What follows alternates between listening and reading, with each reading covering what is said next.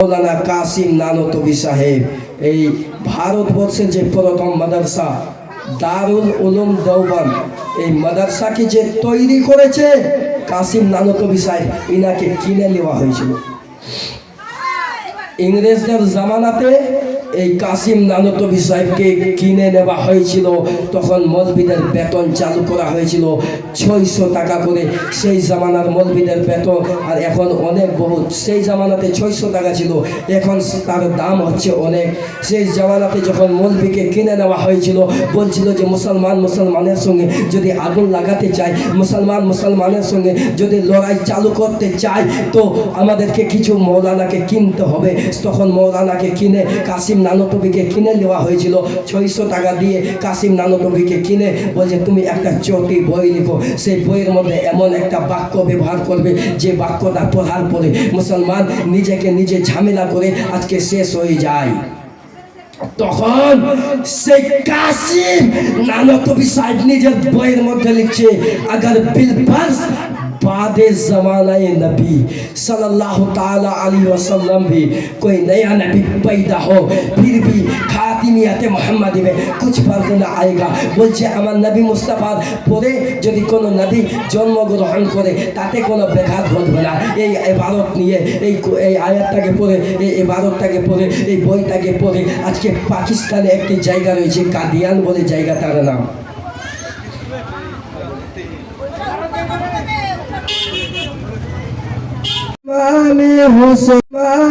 हुसैन आरुज करे, हाँ इमामे हुसैन आरुज करे, ओई देखो करबलार माथे के एक प्याला पानी दिले आखिरते हौजे कौसर करबो बान तारी रखते।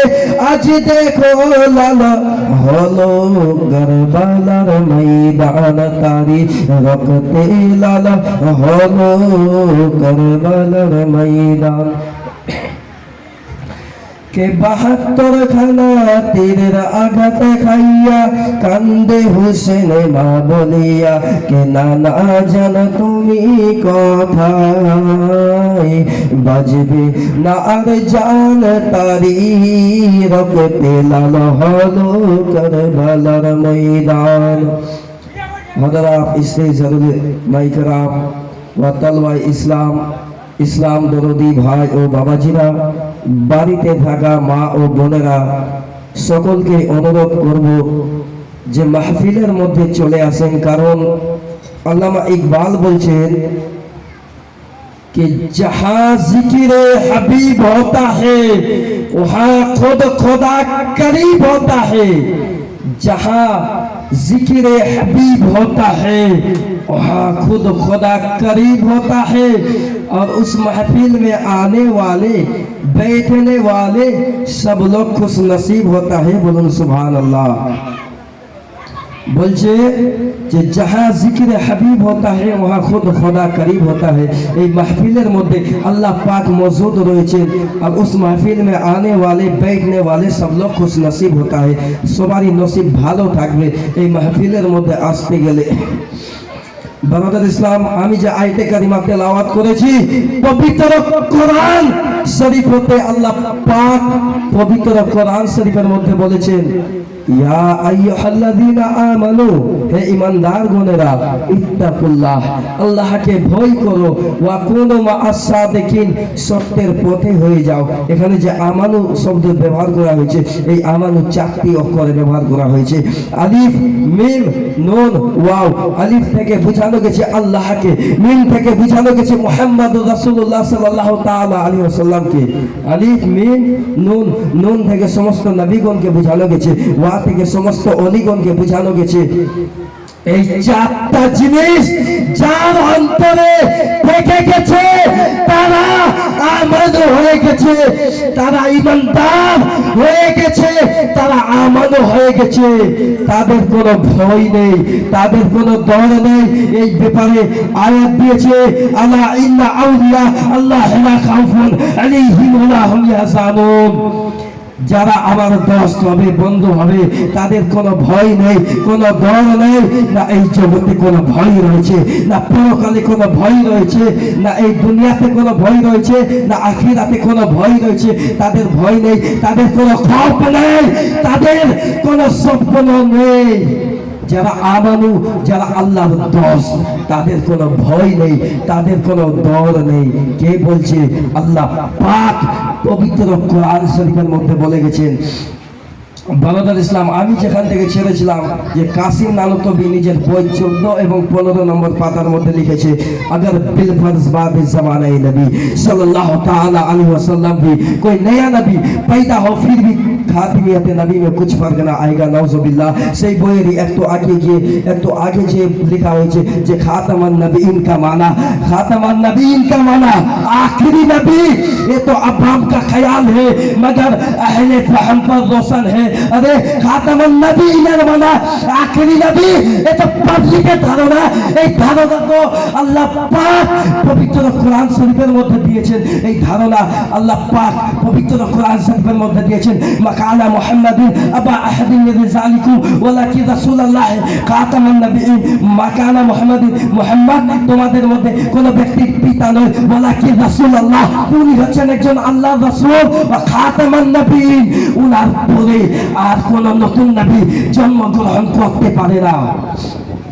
আল্লাহ পাক বলছেন উনার পরে কোন নতুন নবী জন্মগ্রহণ করতে পারে না। তো আজকে যারা নামধারী মওলানা নিজের বইয়ের মধ্যে লিখে রেখেছে যে আমার নবীর পরে নতুন নবী জন্মগ্রহণ করলে কোনো বেকার ঘটবে না, আরে তার আকীদা তো হচ্ছে ইসরায়েলদের আকীদা, তার আকীদা হচ্ছে আমেরিকার ইহুদিদের আকীদা, তার আকীদা সুন্নিয়াতি আকীদা নয়, তার আকীদা হচ্ছে ইয়াজিদি আকীদা। ইয়াজিদি প্রদেশ, ইয়াজিদি কোম্পানি মওলানা, আজকে ইয়াজিদি কোম্পানি মওলানা আমেরিকা থেকে টাকা নিয়ে, আমেরিকার ফান্ডিং নিয়ে, আজকে আমেরিকা থেকে জাকাতের টাকা, ফিতরার টাকা নিয়ে আজকে বইয়ের মধ্যে উল্টো পাল্টা জিনিস লিখে মানুষের আকীদা খারাপ করছে মুসলমান।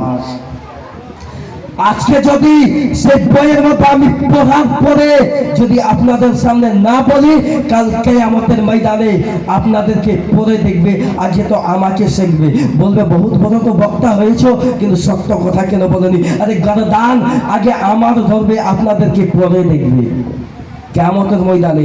এই জন্য আমাকে সত্য কথা বলতে হবে। আজকে ইসলামের জন্য আমি সাকিব আশরাফি যদি জীবন দিতে হয় দিয়ে দিব, কোনো পরোয়া করি না। আমার আম্মা বলেছিল যে বেটারে তোমরা কেউ কোনো জায়গাতে যে ঝামেলা করিও না। আমি বলেছিলাম না মা, আমি কারোর সঙ্গে কোনোদিন ঝামেলা করব না, কিন্তু কেউ যদি রাসূলুল্লাহর ব্যাপারে কোনো কুফরিয়া বাক্য ব্যবহার করে আমি তাকে ছাড়ব না।